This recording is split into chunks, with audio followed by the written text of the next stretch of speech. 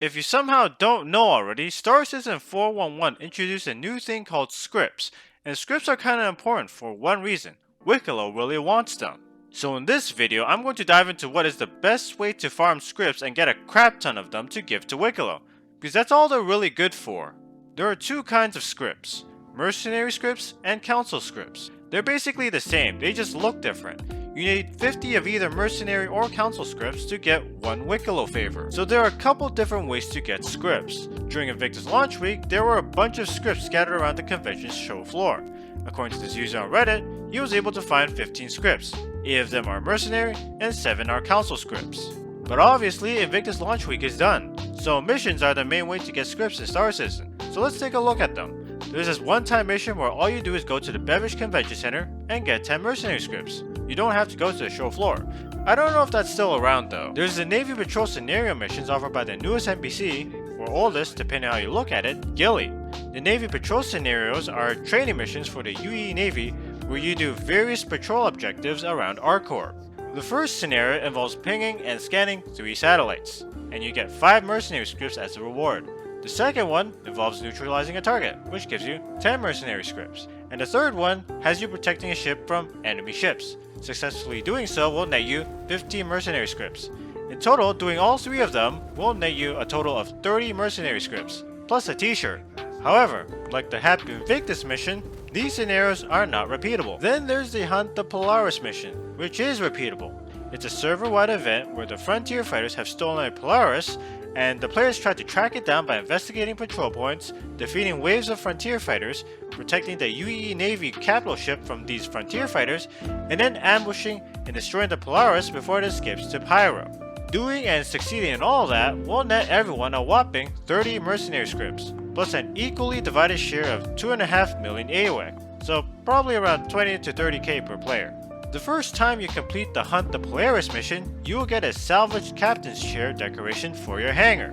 The beauty of this mission is that you don't have to actively participate in the mission to get the scripts. You can just accept the contract and let other players do the mission, and when they complete it, you'll get the scripts. But of course, enough people have to actually do the mission, otherwise the contract will fail and no one gets scripts. So it is a good mission to do, and it's a great way to earn a lot of scripts. In fact, this mission has the highest script payout out of all the missions. Unfortunately, all the missions I've mentioned so far are temporary. I don't know when they end, but they'll probably end whenever the next patch comes out. So we gotta look at more permanent ways to farm scripts. As far as I know, the only way to get these scripts is through mercenary missions. There's the Foxwell and Headhunter missions. They're basically the same. Foxwell is verified and gives mercenary scripts, and Headhunters is unverified and gives council scripts. I'm talking about the ambush and patrol missions. The way they work is a bit different from the usual Oryx though.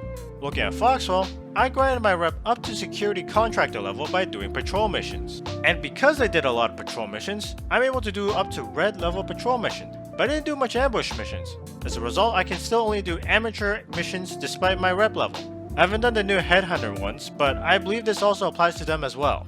So the progression is more like a fork. The more of one mission type you do, the more of those missions you're gonna get. I'll be honest, I didn't know about this at first. I was confused at why I wasn't getting more ambush contracts. Now I've seen some gameplay on the new Headhunter missions, and despite what CIG says, doing these missions won't give you a crime stat, as far as I know. For patrol missions, your task will go into a patrol point and doing one of 4 tasks. It could either be pinging some satellites, protecting a ship, neutralizing targets, or searching an area. For pinging satellites, my tip is don't ping it as soon as you get into range. If you get closer, you'll know whether it's a good or bad satellite. If it's bad, don't ping it yet. Move on to the next one. Once you pinged and scanned all the good ones, then ping, scan, and destroy all the bad ones. The reason why is because this task is kinda buggy.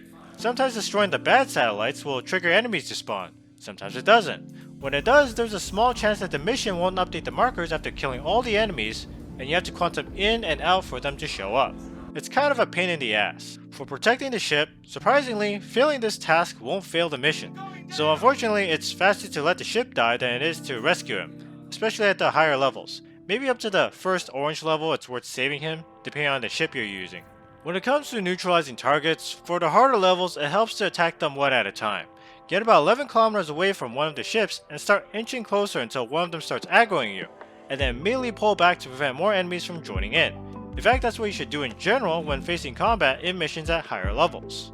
For search the area, more often than not, nothing happens, and you can move on. Sometimes enemies spawn in and you have to kill them. Pretty self-explanatory. At the start, for these missions you'll get 2 mercenary scripts. Then at the next tier you get 4. Then the next tier, which is orange level, you get 8. Then 14. At red level you get 18 scripts. And I haven't made it to the last red level, but according to the wiki, you'll get 24 mercenary scripts upon completion. Then there's the ambush missions I talked about earlier. For these missions, after reaching the asteroid base, Walton, who's the dispatcher for Foxwell, will direct you to an emission cloud in which you have 2 minutes to go hide in. Once you're in the cloud, you have to wait in there for the remainder of the timer, plus another 40 or so seconds before you can actually engage the target ship. You only have to kill the target ship to complete the contract. Despite what the contract says, there's usually only one other enemy ship escorting the target in these missions. I spent an entire day grinding the ambush missions up to max to see the script payouts. So the amateur ambush mission gives 1 script, surprise strike gives 3 scripts, spring a trap gives 5 scripts, return the favor gives 8, ambush attack squad gives 12, and surprise attack gives 16 scripts.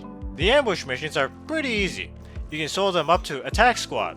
The last one, surprise attack, involves a Polaris, which is a little bit harder to solo, and probably not worth it for the 4 extra scripts. Now you can do these missions with a rented Constellation or Corsair.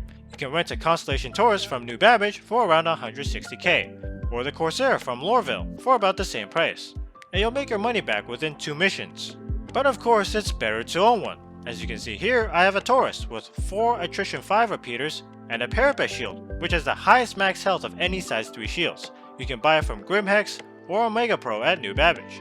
I bought mine from the convention center during Invictus. Once the target shows up, I immediately bum rush them and light them up with my attritions. They typically only last around a minute, maybe less, until they're destroyed as you can see in this example, and then get the hell out of dodge before their friend does any more damage to me.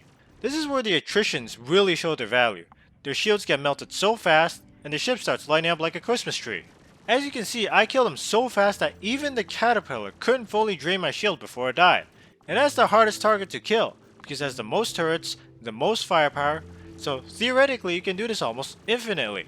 When comparing the ambush and patrol missions, the ambush missions can be done way faster than patrol missions, especially considering you're doing multiple objectives with patrol missions. Each one may take as long, if not longer, than a single ambush contract. So you could be doing 3 ambush missions or more in the time it takes to do 1 patrol mission, which could yield at least 2 times the scripts compared to patrol missions. Factoring all the time spent, from the quantuming to the objective, to the 2-minute timer, plus another 30 to 40 or so seconds of waiting depending on the server, to engaging and destroying the ship, it would take about 4 minutes to do a single ambush mission. So I would say you could do 14 to 15 ambush missions per hour. And this applies regardless of whether you're using a souped up Constellation or Corsair. Despite the Corsair having a bit more firepower, the time to kill is essentially the same. So that's around 168 to 180 scripts and 1.68 to 1.8 million AWIC per hour, which is not bad. The main bottleneck is the over 2 minutes of waiting. There's unfortunately no way to circumvent that as far as I'm aware. Just for fun, I tested out torpedo ships to see if they can kill these ships faster, because they're basically one-hit kills. For this I used the Aegis Retaliator with both front and rear torpedo modules, and an Eclipse, because I'm rich. Short answer, no. Long answer, well, the problem with torpedo ships is that you have limited torpedoes and they're very expensive to restock, costing more than the mission rewards give, so you have to do insurance claims. You can still pilot your Retaliator after filing an insurance claim. Unfortunately, the same cannot be done with the Eclipse. Not to mention that torpedoes are not the most reliable at connecting to targets even after achieving target lock, although I did find a workaround for that. What I do is after the target appears, I would briefly quantum away, then quantum back, and then lock and fire my torpedo. This not only makes it more likely for your torpedo to actually hit the target, but also if it's a Caterpillar or a Starfarer, makes their turrets less active in defending itself. It takes about 5.5 minutes to complete the contract with the Retaliator. For the Eclipse, it depends on the ship. If it's a Hercules or Reclaimer, it takes about 4 minutes because they don't have enough firepower to defend themselves. For the rest, about the same as the Retaliator. So it'll take like 35 minutes to do 7 missions, and that's assuming all of them hit of course, which is worse than the first strategy I mentioned. But wait, I thought the Retaliator can only hold 6 torpedoes. Well yes, technically. So I don't think it's a good idea to buy 2 torpedo ships for ambush missions. And I believe this also applies to Headhunter ambush missions as well. And then there is another series of mercenary missions called Combat Gauntlets. They're like more advanced training missions offered by Ghillie. Not like the previous Ghillie missions I mentioned, these are repeatable. There are a total of 8 combat gauntlets, each more difficult than the last. The first one has you fighting a tiny starter ship, while the last one has you fighting a Polaris. Now for all intents and purposes, we're not fighting a Polaris. What I found to be the most efficient is the 6th combat gauntlet. You can solo the 7th one if you have an Eclipse, but unlike the ambush missions, you have to kill all the other ships accompanying the Hammerhead as well, which takes time, and the Eclipse doesn't have a lot of firepower, and there's also the problem with the torpedoes. It's not really worth it for the 2 extra scripts. And the 5th one is the Missile Gauntlet, and you're gonna run out of countermeasures after a couple of those. Based on my experience, it takes about 4 to 5 minutes to complete the 6th Combat Gauntlet with the Taurus, but this mission is where the Corsair actually makes a difference.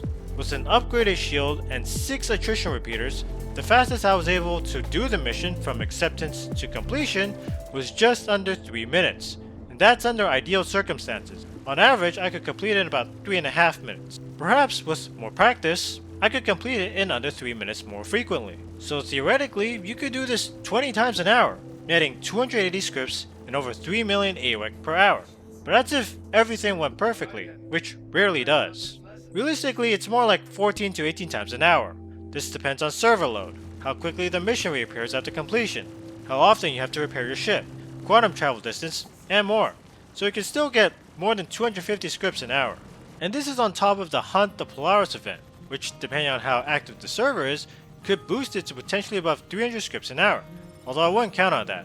It was more active during Invictus launch week, where I've seen players do it twice within an hour, but recently people have been completing it a lot less. If anything, you could average around 196 to 252 scripts an hour, which is like 4 to 5 wikelo favors per hour.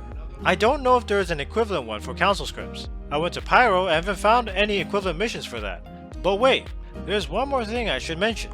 Previously I talked about the patrol missions, but I didn't mention the ace pilots. These only show up in patrol missions, and they have pretty valuable loot. Every ace pilot spawns on an F7 Hornet, and they're not hard to kill. Each one will have 3 mercenary or council scripts in their pockets, and an ace pilot helmet to loot, both of which wikelo highly values. Currently I think ace pilots are bugged, because half the time I kill them they don't show up in my HUD, despite the optional objective telling me to loot the ace pilot's body. I don't know why that happens. It doesn't matter whether or not the ship is soft death or not, sometimes the body just doesn't spawn for me to loot. From my experience, I haven't seen an ace pilot show up in the yellow level contracts. I've only seen them show up starting from the orange level ones. But I'll have to do a more in-depth dive on what is the best way to farm ace pilot helmets in another video. So subscribe and ring that bell if you don't want to miss out on that. It's highly recommended you put your scripts in a box in your home location when you're ready to ship them off to wikelo. The script to favor exchange is very inefficient, and I haven't found the fastest way to do it. I've been busy script maxing, but to play it safe, it's better to store and do all the exchanges at one location so you don't risk losing it to a crash or pirates or whatever star system bullshit is thrown at you. If you made it this far into the video, thank you so much for watching, I really appreciate it. And if you enjoyed or found this video helpful, hit that like button, subscribe and ring that bell. I'll also be checking out all the new stuff in Alpha 4.2, which is scheduled to be released next week, and is currently in the PTU. In the meantime, if you want more Star Citizen content, whether it be how to complete Wikelo's first mission so you can actually access him for favors, or anything else, then I highly recommend you watch this video right here. No! Shit. That's not good. Hey, you're doing good. Keep it up.